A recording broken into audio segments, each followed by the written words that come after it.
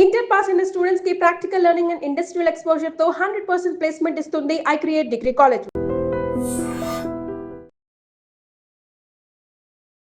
నమస్కారం, మీరు చూస్తుంది ఐ డ్రీమ్. నేను మీ కీర్తి.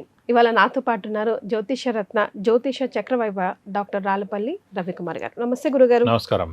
గురుగారు, గురు మారుతుంది అన్నది మార్కెట్లో ఒక పెద్ద బజ్ నడుస్తూ ఉంది. సో కొంతమంది రాశులకి కలిసి వస్తుందని, కొంతమంది రాశులకి కలిసి రావట్లేదని. సో ఏ రాశుల వారికి కలిసి వస్తుంది, కలిసి రావట్లేదు, అసలు గురు జూన్ 2న ఎప్పుడు ఎలా మారుతున్నారు, అట్లాగే గ్రహాలన్నీ ఎలా ఉన్నాయి, ఒకసారి డిస్కస్ చేద్దామండి. స్టార్ట్ చేద్దాం. శరదిందు సమాకారే పరబ్రహ్మ స్వరూపిణి వాసరాపేట నిలయే సరస్వతి నమస్తుతే. ఐ డ్రీమ్ ప్రేక్షకులకు నమస్కారం. ముందుగా జూన్ 2వ తారీఖున మనకి యమునా నది పుష్కరాలు స్టార్ట్ అవుతున్నాయి. రూల్ ఒకటే గుర్తుపెట్టుకోండి, గురువు అనే గ్రహం మెయిన్గా శుభానికి సూచి. ఎందుకంటే గురువు అనే గ్రహం చేత విద్య, అంటే ఫర్ ఎగ్జాంపుల్ 10th అయింది, అదొక మెయిన్ మెట్ అనమాట. First starting 10th exam pass అయ్యాడు అంటే ఆ ఏడాది గురుబలం బాగున్నట్టు.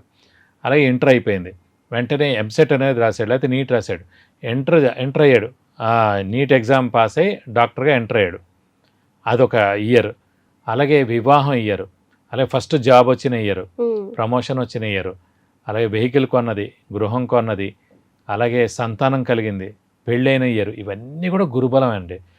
గురువు ఒక రాశి నుంచి ఇంకో రాశి మారడానికి సంవత్సర కాలం పడుతుంది. పుష్కరాలు ఏ రోజైతే స్టార్ట్ అవుతాయి ఆ రోజే గురువు ఒక రాశి నుంచి ఇంకో రాశికి మారినట్టమాట. సో మనం ఏం దృష్టిలో ఒకటే పెట్టుకోవచ్చు, ఎప్పుడో పుష్కరాలు వస్తాయని చెప్పి మనం టీవీలో చూడొచ్చు అన్నమాట. అమ్మో ఇది మనది ఇప్పుడు మెయిన్ రాశి కదా, అమ్మో పంచమ స్థానంలో గురువు వస్తున్నాడు అనమాట, ఇప్పుడు 4th ఉన్నాడు, 5th వస్తున్నాడు, మనం ఈజీగా అర్థం చేసుకోవచ్చు. సో పుష్కరాలు ఏ రోజైతే స్టార్ట్ అవుతాయో ఆ రోజే ఒక రాశి నుంచి ఇంకో రాశి గురువు మారినట్టు, అక్కడ సంవత్సర కాలం పాటు ఉన్నట్టు. ఈసారి యమునా నది పుష్కరాలండి. కాబట్టి ఈ గురువు మారడం చేతే మనకి ఇవన్నీ శుభాలు చేకూరుతాయి. ఇప్పుడు 11 రాశుల్లో ఎక్కడ మారినా వేరు. ధనస్సులో మారిందనుకోండి, గురువు స్వస్థానం కాబట్టి చాలా బాగుంటుంది ఆ ఏడాది. మీనంలో స్వస్థానం కాబట్టి చాలా బాగుంటుంది ఆ ఏడాది. ఇవి రెండు మించి గురువు ఉచ్చస్థానంలో అనేది కర్కాటక రాశి, ఆ రాశిలోకి గురువు మారుతున్నాడు. దీని మూలాన ఏంటంటే మెయిన్గా దేవాలయాలన్నీ అత్యద్భుతంగా తయారవుతాయి. ఇప్పుడు ఎప్పటి నుంచో పూర్వం నుంచి చాలా పాడుబడ్డ టెంపుల్స్ ఉన్నాయి, దాన్ని బాగు చేయలేదు, దాన్ని ముందుకు రాలేదు. ఇటు ఎండోమెంట్స్ వాళ్ళు ముందుకు వస్తారు, గవర్నమెంట్ స్టేట్ గవర్నమెంట్ ముందుకు వస్తుంది, గవర్నమెంట్ వాళ్ళు వస్తారు, ఈ ఆర్కియాలజికల్ డిపార్ట్మెంట్ వాళ్ళు ముందుకు వస్తారు. లేకుండా మన మైండ్లోనే ఇప్పుడు గుర్తుపడండి, గురువు అనే గ్రహం ఏంటంటే ప్రతి ఒక్క మనిషి మైండ్లోకి దూరిపోతాడు.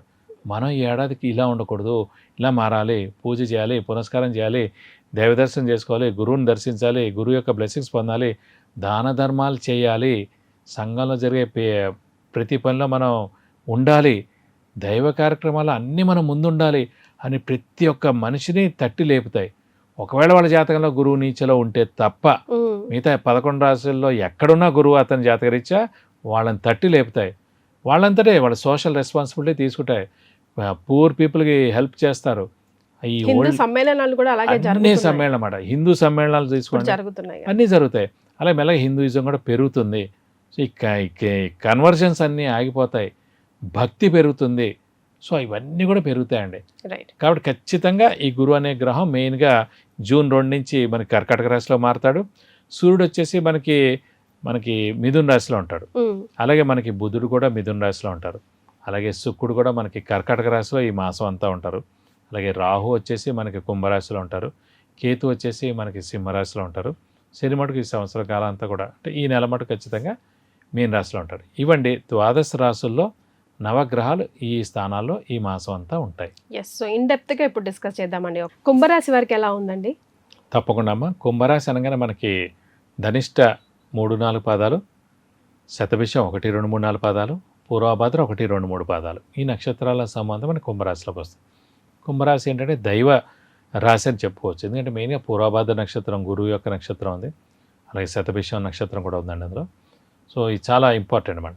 సో ఈ రాశి వారికి మెయిన్గా ఏంటంటే ఏలాంటి సైన్ లాస్ట్ ఫేజ్లో ఉంది, నెక్స్ట్ ఇయర్తో వెళ్ళిపోతుంది. సో ఖచ్చితంగా వెళ్ళిపోతూ మేలు చేస్తుంది 100%. పాపం ఉద్యోగం పోయిన వాడు ఉంటాడు, డబ్బులు నష్టపోయిన వాడు ఉంటాడు, వ్యాపారంలో నష్టం వచ్చిన వాడు ఉంటారు, అలాగే ఎక్కడో ఇరుక్కుపోయిన వాడు ఉంటారు, షూరిటీ పెట్టిన వాడు ఉంటారు. ఇవన్నీ ఏమన్నా అన్నీ కూడా వెళ్ళిపోతాయండి ఈ ఏడాదిలో. అవన్నీ వెళ్ళిపోతూ ఖచ్చితంగా చేస్తారు.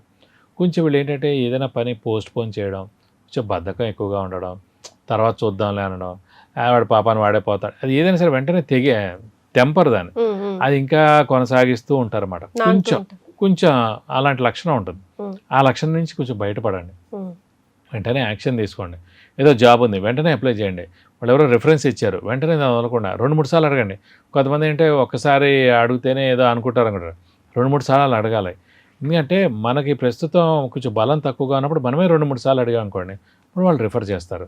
సో ఖచ్చితంగా మనకు జాబ్ వస్తుంది అన్నమాట. సో అలా ఏంటంటే మనం బద్ధకం వదిలేయడం, పోస్ట్ పోన్ చేయడం అనేది వదిలేయాలి. అలాగే శ్రమ, కాలం, ధనం వ్యర్థమైనందుకు అవకాశం ఉంది.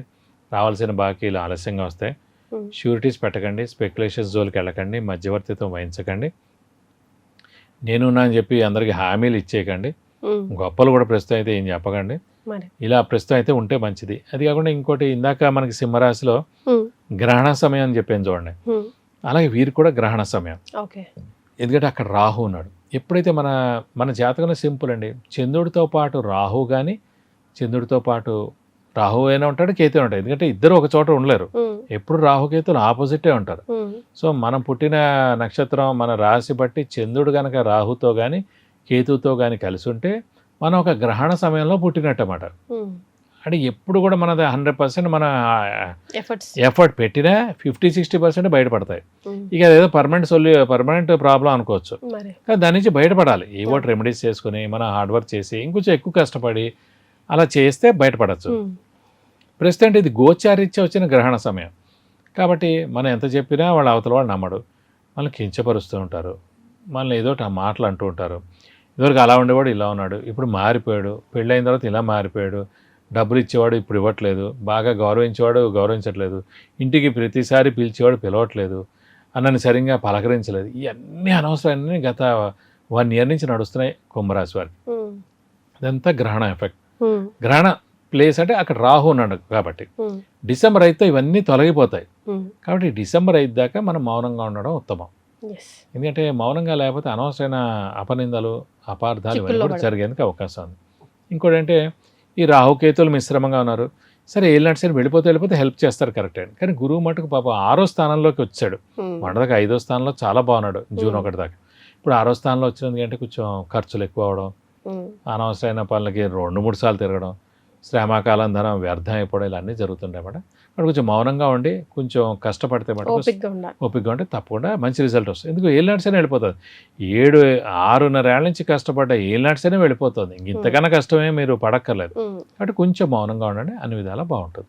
ఆరోగ్యంగా, ఆర్థికంగా కుంభరాశి వారికి ఎలా ఉంటుంది? ఆరోగ్యంగా పర్వాలేదు, ఎందుకంటే వెళ్ళిపోతున్నాడు కాబట్టి ఇంకా అంత అనర్థం ఏం చేయడు. అని అంటే చిన్న హెల్త్ ప్రాబ్లమ్స్ ఉంటాయి, అంత మేజర్గా అయితే ఉండదు.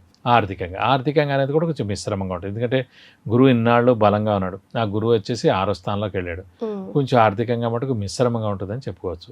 రైట్. మరి పర్టికులర్గా వీరికి ఎలాంటి రెమెడీస్ సూచిస్తారు? అంత టైం బాగాలేదు కాబట్టి వీరికి మెయిన్గా ఇప్పుడు ప్రస్తుతం వీరికి మెయిన్గా శని గురువు వదిలేసి రాహుదే మెయిన్గా కాన్సన్ట్రేషన్. ఎందుకంటే మనకి వెంటనే జరిగే బెస్ట్ ఏంటి రిజల్ట్, డిసెంబర్ 5కి రాహుకేతులు మారిపోతారు. 2 బాలేని గ్రహాలు బెస్ట్ గ్రహాలు అయిపోతాయి. కాబట్టి రాహుకు సంబంధించిన పరిహారం ఏంటంటే మెయిన్గా సుబ్రహ్మణ్య స్వామి అమ్మవారిని ఎక్కువగా ఆరాధిస్తే మంచిది. సుబ్రహ్మణ్య స్వామి అమ్మవారి అష్టోత్తరం ప్రతిరోజు చదువుకుంటే మంచిది. ప్రతి శుక్రవారం అమ్మవారి టెంపుల్కి వెళ్ళి 40 ప్రదక్షిణాలు చేసి అభిషేకం కానీ అర్చన కానీ చేస్తే మంచిది. అలాగే సుబ్రహ్మణ్య స్వామి టెంపుల్కి ప్రతి మంగళవారం వెళ్ళి 40 ప్రదక్షిణాలు చేసి వీలైతే హోమం కానీ అభిషేకం కానీ చేయిస్తే చాలా మంచిది. డిసెంబర్ 5 లోపల మటుకు ఒకసారి హోమం కానీ అభిషేకం కానీ చేస్తే అది బెస్ట్ రిజల్ట్ ఉంటుంది. డిసెంబర్ 5 తర్వాత నుంచి మటుకు మనకి రాహుకేతుల బలం పరిపూర్ణంగా ఉంటుంది కాబట్టి ఇంకా చాలా బాగుంటుందని చెప్పుకోవచ్చు అమ్మ. చాలా సంతోషం అండి. నమస్కారం. And for more videos, please subscribe to iDream. Please subscribe to iDream. Please subscribe iDream. And please subscribe to iDream. For more videos, subscribe to iDream. please like, share and subscribe to the channel. Congratulations, iDream. Subscribe to iDream. Subscribe to iDream. So subscribe to iDream Media. iDream team andarki huge congratulations. Please subscribe iDream Media. Please subscribe to iDream. Subscribe iDream. Please subscribe to iDream. iDream అంటే నా కళల ఛానల్ను subscribe చేసుకున్న నోరు తిరుగుతలేదు, మీరైతే గంట గుర్తు కొట్టండి. For more such videos, please subscribe to iDream. Subscribe to iDream. Please subscribe to iDream. Please subscribe iDream Media. Please do subscribe to iDream. Please subscribe to iDream Media. For best entertainment and information, please subscribe iDream. And don't forget to subscribe to iDream.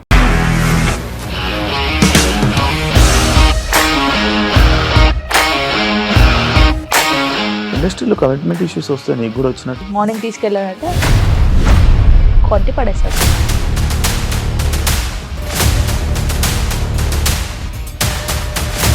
ఒక్కళ్ళు కూడా చూడలేదు ఈ cinema అని చెప్పడానికి కూడా చాలా ధైర్యం కావాలి. అది నిజం కదా, దాంట్లో ధైర్యం ఏంటి ఇది? నెక్స్ట్ డే ప్లేట్ మార్చేస్తే తప్పు కదా. As of now we are comfortable this అని నేను అనుకుంటున్నాను. రష్మిక గారిది మీది ఒకే ఊరు అంట కదా. నీకు కోపం వచ్చిందంటే బాగా తిట్టేత్తరా? తిట్టేద్దామండి. నిజంగా గేమ్ ని ఎలా చేంజ్ చేయగలిగారు? ఏపీఎస్ఎఫ్సి వాళ్ళకి 6 నెలల్లో నేను 6 లక్షలు కట్టా. బిజినెస్ చేయాలనుకుంటే it is as difficult as riding a tiger.